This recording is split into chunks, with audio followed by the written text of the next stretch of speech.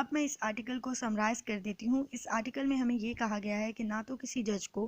نہ کسی مجسٹریٹ کو کوئی بھی شخص مجبور کر سکتا ہے اس طرز عمل کے متعلق جواب دینے کے لیے، یا اس طرز عمل کے متعلق اس سے سوال نہیں پوچھا جا سکتا کون سا طرز عمل جو اس نے اپنی ڈیوٹی میں رہتے ہوئے، اپنے عہدے میں رہتے ہوئے پرفارم کیا ہوگا. ٹھیک ہے، تو اس کو اس کے متعلق جواب دینے کے لیے مجبور نہیں کیا جا سکتا. دوسری بات وہ ہمیں کہتا ہے کہ نہ ہی کسی ایسی بات کے علم کے متعلق جو ڈیوٹی میں رہتے ہوئے اس کے علم میں آئی ہوگی، تو اس کے متعلق بھی کوئی بھی شخص اس سے نہ تو سوال کر سکتا ہے، نہ ہی اسے مجبور کر سکتا ہے کہ بھئی تم اس کے متعلق مجھے جواب دو. اس کی ایکسیپشن آگے وہ بیان کرتا ہے. وہ کہتا ہے کہ اگر ایسا آرڈر ہو جو اس کی